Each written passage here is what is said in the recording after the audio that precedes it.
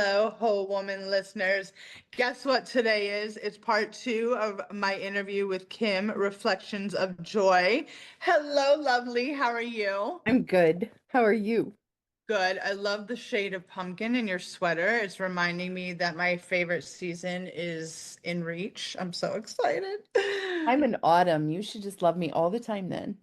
I do love you all the I time. Oh my know. God. When we do a fall show, let's both rock the orange. Okay. Okay.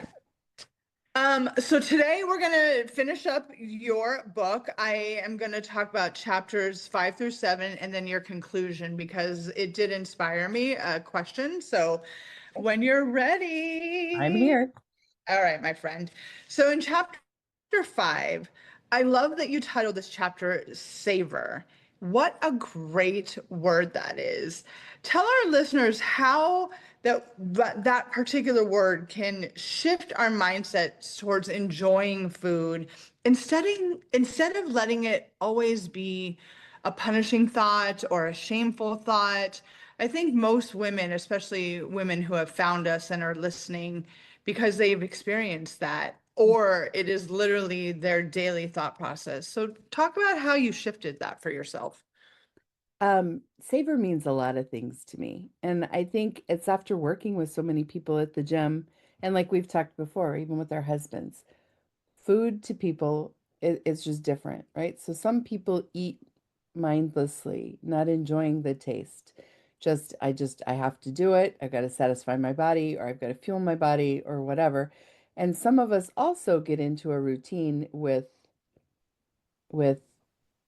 foods where like you're numbing yourself out with them. Like it's like you start eating chips and you just eat all of them. And or my client, I talked about that drank soda all the time, right? Like she drinks it and she's not even tasting it anymore. And so to me, savor means one, delicious, but it also means like enjoyment. And that is a slowdown.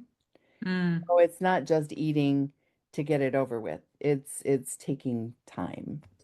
And I so many people just eat to eat, you know? hmm And hmm I don't know. I think if we could all move to Europe and we could all slow our lunches down and take 2 hours and visit with people and stay connected and eat slow and eat delicious, it wouldn't matter what you ate because you're not like over consuming. Yeah, you're just staying in constant awareness of what your body wants and needs. I love that. And I appreciate what you're saying. And that kind of gives me a second question.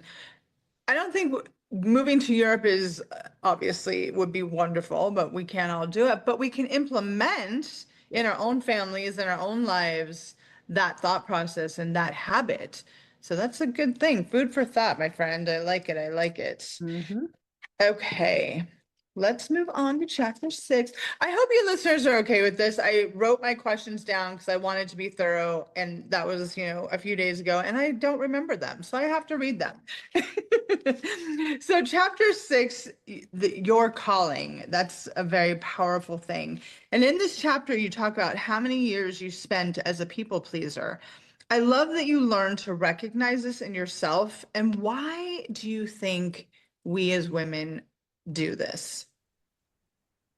I think it's how we're raised.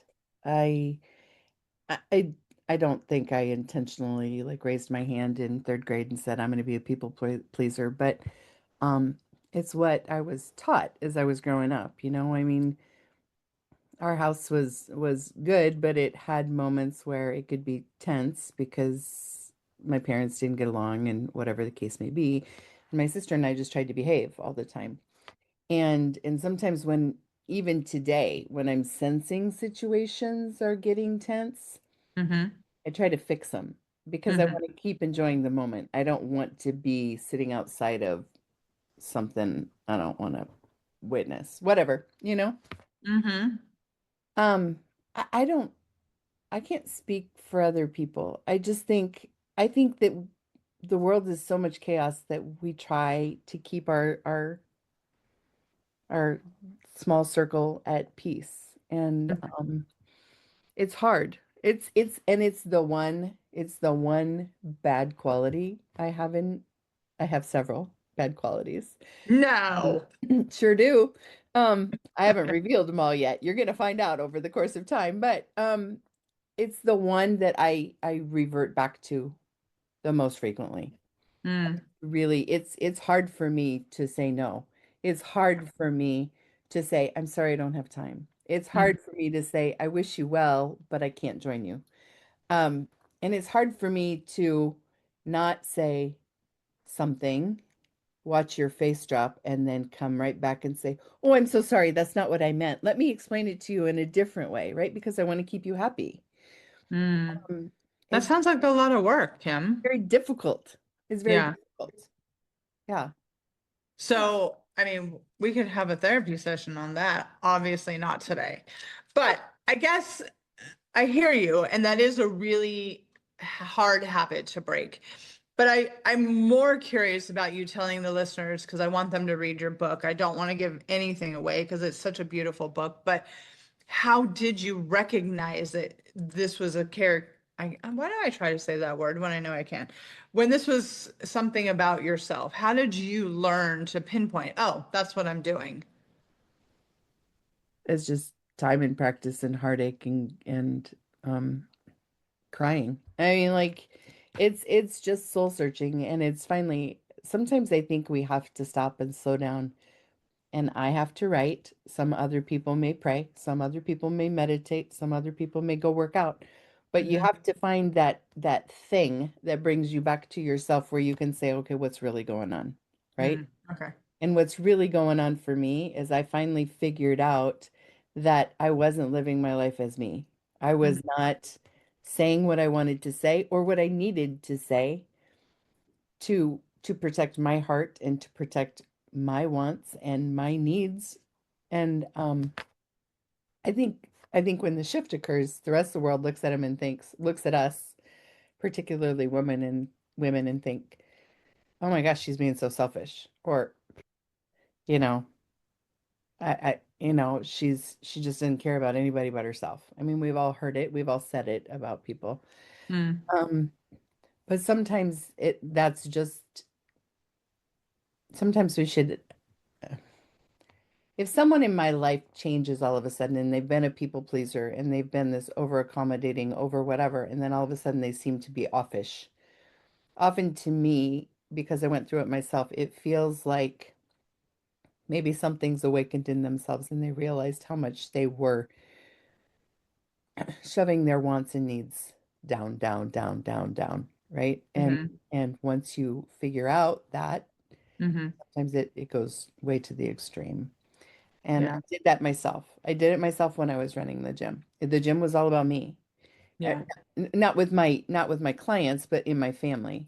Yeah. Once I decided I wasn't going to work with my husband anymore, and once I decided that my boys could cook a meal, and once I decided that I wasn't going to do everything for everybody, everyone in my life had to learn a different woman. Mm. And that scene was a shock to all of them. Um, I'm sure it was. yes, I've come back midway. Like I went way overboard and then I came back and I calibrated who I want to be. I still want to be loving and caretaking and a people pleaser. I do. Hmm. But I've quit flushing Kim to be that person. And I don't think that answered your question, but It totally did. But the interesting thing about this topic is that it's such an interesting conversation. And I like what you just said. When we as women start to evolve and start to actually care about ourselves, sometimes we do go over to the other side real fast, real hard. And then we have to kind of figure out how is this really going to fit into our lifestyle. And so, you figure out what that line is or what that happy place because we do have families, we do have other people in our lives that have thoughts and feelings and needs. mm, I think that's the most valuable thing is to be conscious of yourself, to love yourself, but to also understand that people have their needs and need to love themselves. So meeting people where they're at, I know that's such an overused expression since COVID, But for me, it rings true. I really think to meet someone where they're at in their journey, in their story, in their emotions, in their day, and not take it personally is so Yeah. cool. Yeah. I love that. All Well, right. and don't move on quite yet because Okay. you just Okay. triggered something in me. I think you and I talk a lot about being worthy and about doing things that make us feel like whole women.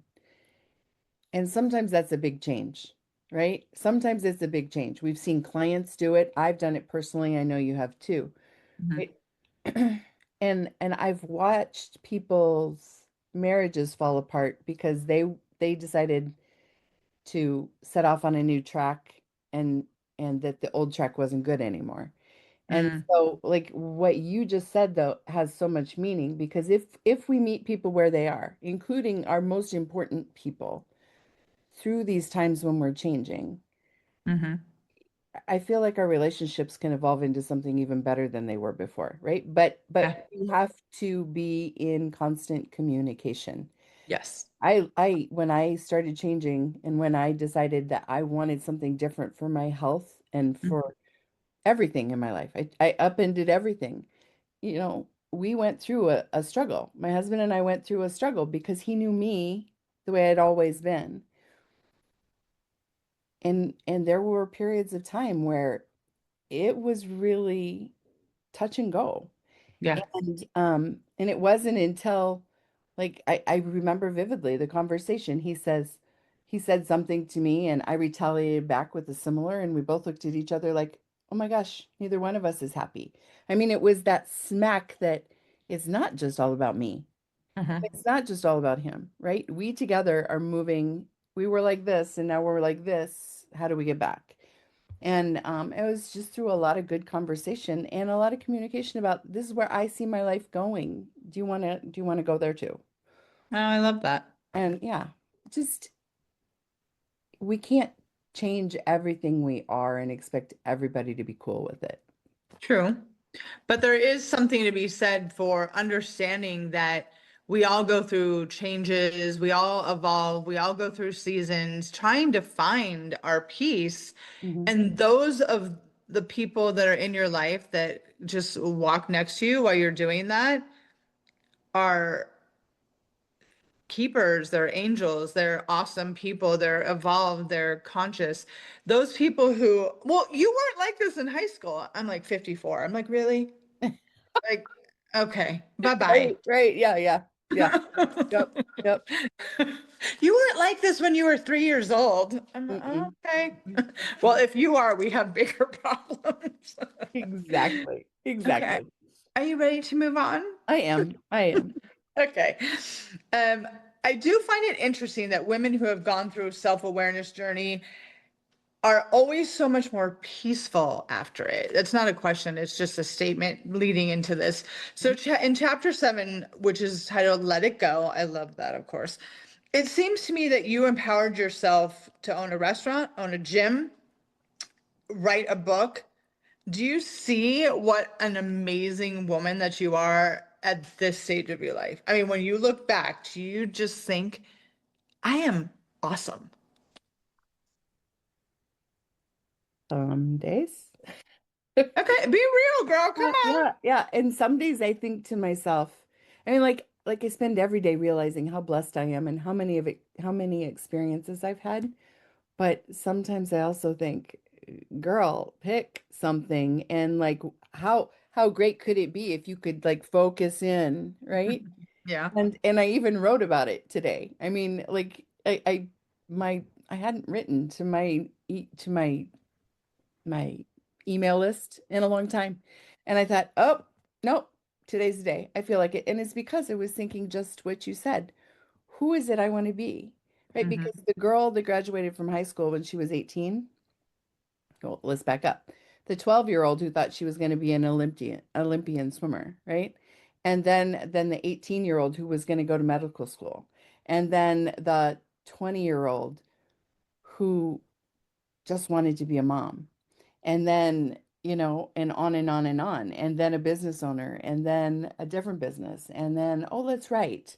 And I mean like if there was money in it, I'd be a photographer. I'd be a painter. I'd be a whatever. But my husband's like, whoa, let's pick a hobby and stick with it for a little while, right? Mm, Um, no, my life is incredible. My life has been incredible. And I've got a lot of things I'm very proud of. hmm Um, but golly, I don't, if you ask me, am I going to stick with any one thing now for the rest of my life? I don't know. I just have to interject here. This is clearly something that you don't know about us. This is a absolute trait in Sagittarius. We want to try everything, but Hmm. we stick with nothing. You know this about us. Now you do. So No, don't beat yourself. Oh yeah, honey. we got to do Don't it. beat So, yourself up about this because it's totally a Sag thing. oh, Oh yeah. I didn't know. Do you know how many times I've started and stopped a thing because it sounded cool and then I didn't? I was like, no, this is not for me. Oh, oh, Clearly you have. So yeah, just embrace it.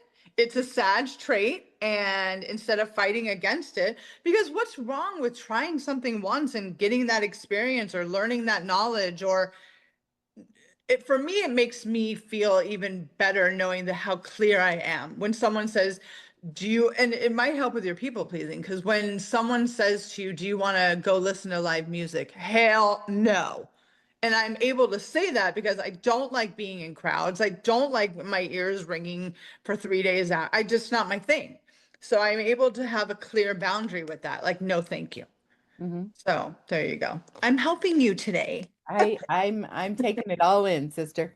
Thank you. Okay, just continuing on with this chapter. I love in this chapter that you have so many examples of letting it go. Mhm. Did you train yourself to let things go? How did this become something that came naturally to you at this stage in your life? I reached full. I just reached full. I was, in my early 50s and you know the story. I mean, I was unhappy. I had no purpose. My gym was closed. My kids had moved on, grown up, I mean, done their thing. Yeah. Um, I didn't make time for friends when I was young. I mean, like I had acquaintances, but I didn't have any deep friendships. And I just reached this point where it's like there's all these things, I had no confidence. I mean, I had stood in front of a gym and I knew but I had no confidence personally going out and hmm meeting new people. And I just had to start saying, screw it. hmm I take a deep breath and I'm going to walk into a room and my heart's going to be going like a darn rabbit. And I'm sweating, premenopausal, postmenopausal, who knows what I was. But I mean, like, it was terrible. But all of the things that I did, it was the first step out of fear or the first step out of who I thought I was. I mean, like I talk about my road trip that I took. It was so exciting and so empowering for me to get in that truck and to drive home all by myself. hmm I'm mid 50s and I had never been on a cross country road trip ever by myself. And in the back of my head, I'm hearing my husband say, "Don't stop at a rest stop." I hear my mother saying, "Don't roll down your window." I'm hearing all these things, all these things. And I'm scared the whole way and I'm rounding it. And the fact that I was by myself and I'm listening to my music or nothing at all. And hmm God's creation laying in front of me the whole darn trip. It hmm was the most incredible thing I've ever done in my life. And when I drove into my driveway, I was like, "Atta girl, you did this." I love This that. is driving a car, right? I mean, but anyway, yeah. I just Uh, think like identify the fear, identify the stigma, identify that thing that somebody said to you when you were 10 yeah. and prove it wrong. hmm I do know. I've had very similar experiences along my journey too. And I love that you pointed out that doing something as a woman, no matter how old you are, by yourself and feeling good about it and confident about it and happy about it is such a it's a growing sensation that I hope every single woman gets to experience. And so thank you for sharing that. I love that. Mhm. Okay, are we ready to move on? Mhm. In your conclusion, you decide. I love how you say that because you're giving your readers a choice. And I wish I would have said in last week's episode, grab your copy so you could follow along or read it and then we would have this conversation. But I'm saying it to you now, listeners. Go get yourself a copy and then listen to our show again. And a lot of this, I think, will fall into place after reading it. But I love, love, love that you say healthy can be easy. It's a way of life, and that you and I talk about it. Let it be easy. Why do we, and I'm saying, as a group of people, women, why do we make things so hard? They Me tell us, included, me included. I'm not judging. I'm yeah, saying. yeah. I mean, it's just what we've been told. And maybe we haven't been told. Maybe we've just watched it. We all Mhm. watched our mom, rip the tab off of a Weight Watcher frozen meal and suffer through it. We all watched people, I mean, like I still to this day, I know some people like the taste of Diet Coke, but it's only because you've become accustomed to it. It's really disgusting. It And yet really, people drink it because it says diet on it. Let's just be real. 0 calories, right? And Is it? it's awful. And it's awful for you, right? I mean, like, so it we just make it so darn hard. Hmm. If we would eat when we're hungry, and if we would sleep when we're tired, and if we would move our bodies every day, and if instead of, you come home and you've had a bad day at work, and because sometimes that's going to happen, instead of like popping a cold one, we would sit down and have a conversation, or lay down and listen to some music, or go for a walk, or hit the gym. All the things. We just make it so hard. I don't have time for this, or, oh, I'm sick. I'm going to take a pill for this. We'll go for a walk instead. You don't have to take the pill. We make it so hard. And Yeah. um and still today I was at the doctor with my mom, and I Hmm. love my mom. And my mom is on this laundry list of medications. She has an autoimmune that causes the need for some. She's 80 there's some other, I mean, like there's life, right? I mean, Hmm. medicine's not bad, but she's on so many that we're trying to identify, like, why is it so hard to identify why she's tired, why she doesn't want to get out of bed? Well, she's taken this cocktail of medicines that's contributing to the problem. You just have to listen to your body and listen to your mind and listen to your heart and your God and your everything, right? And just do what it tells you. Well, thank God that she has you who's advocating for her, because I think when we get that age, it just seems like, okay, I'm 80, I need to be on 50 meds. And the more that we educate ourselves, the more that we stay strong and have people who love us and want the best for us. I think that, but I mean, that's a whole nother show about, pharmaceutical companies. So we won't get into that right now. We'll keep it here. Yes, enjoy. We'll keep it enjoy. Yeah, we'll keep it enjoy. I just love that realization for you, for me, and I'm sure for many other women, I'm making this really, really hard. And so to kind of have that mantra in the back of your head, like, let this be easy. And when we do start to feel overwhelmed with life, and I think it's so important that for me, I don't have kids, but I'm in a long-term relationship with someone. And instead of being resentful that I have to go organize someone's closet all day, and then I have to come home and cook dinner, and then, it's like, why I'm doing this to myself because I'm feeling like overwhelmed and that no one's helping me. I decided I wasn't going to do that anymore. And I said, hey, babe, I need you to handle dinner tonight. Okay. Okay. I mean, that's how easy it can be. And sometimes I've had to teach him how to cook like two things so he feels safe and comfortable in the kitchen. But that was fine. I'm open to do stuff like that because it takes it off my plate when I really need it. Yep. And so asking for help is such a huge thing for women. And I didn't realize how much we don't do it in our lives Mm. and how easy it is to make that shift. Mhm. So, ladies, start asking your kids, your significant other, your sister, people who are in your life for help Mhm. because they can't read your mind. They don't know you need it unless you ask for it. Mhm. So that's what we mean when we're saying, let it be easy. I love that so much. Mhm. Okay. I love how you put recipes in the back of your book. That is so cool. I think, again, too, we talked about that I did not learn how to cook a real, like, from scratch meal until my late 30s. And I think recipes felt so overwhelming because I just didn't have the skills. I didn't know what measuring spoons were. I didn't understand tablespoon versus teaspoon. And I think that if you just give yourself a little bit of a background, learn some basic kitchen skills, Mhm. and just understand that a recipe is just a breakdown of ingredients. You put them together and you let the oven do the work. Oh. I think that it's so interesting how overwhelming a recipe can be. And I love that yours are very easy to follow. I don't want to use the word simple in a negative word because, but they're simple. You can follow them and make some really lovely, wholesome foods. Mhm. What inspires you to do that? And was it a last minute thing, or did you always know that you were going to do that in your book? Mm.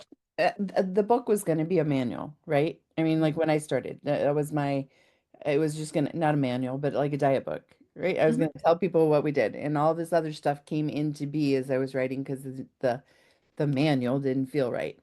And Mm. so the recipes were always going to be in there, but Okay. I mean, this is how I cook. That's how what you're seeing in the book is what is the way I do life. And I learned it. My mom was a great cook, but she like we didn't do 4, 5, 6 step recipes, you know? I mean, like I see all these people and you have to sear this and you have to do this and you set this aside and whatever. Pfft, not in my world, right? Because I'm too busy. And a huge holiday meal, am I gonna like turn it up? Yeah, probably. Mhm. But I just think food is such a big part of our lives.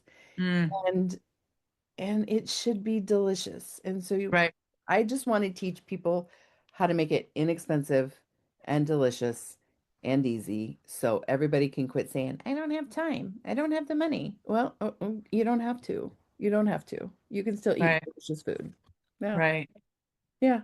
Yeah, but I mean, again, not to go off topic, but one day we'll have a show about the stories that we have on repeat, and that's what they are. It's a story. And Mhm. I'm not diminishing women and people who have busy lives. I lived in New York for 16, 17 years, especially if you have a full-time career and kid. I mean, yeah, there's busy, but there's choices. And again, not off topic. We'll discuss that another time. But I just wanted to kind of finish up today with giving you the space to talk about anything else about your book that was your intention about putting it in the world without giving it too much away. And my final question about your book is the day that you knew it was done, the day that you were ready to send it to editor/publishing, I want you to tell our listeners how, what your feeling it was, just whatever that feeling was. It was amazing.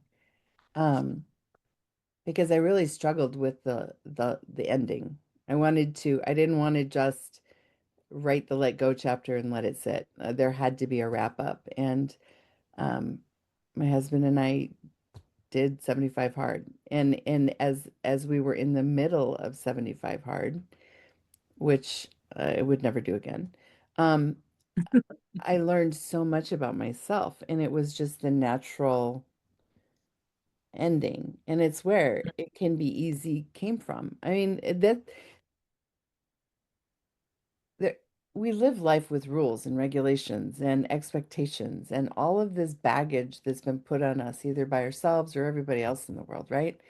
And at Mhm. that moment when that short conclusion came into be, and I sat down and I wrote a prayer, and it's the only prayer in the book, I just knew it was done. And before I could even go back and revisit it, rethink it, be a people pleaser and make it right for everyone, Yeah. I hit send and it was good. I think my Instagram shows a picture. I don't know. I Yeah. I took a selfie. Yeah, it was amazing.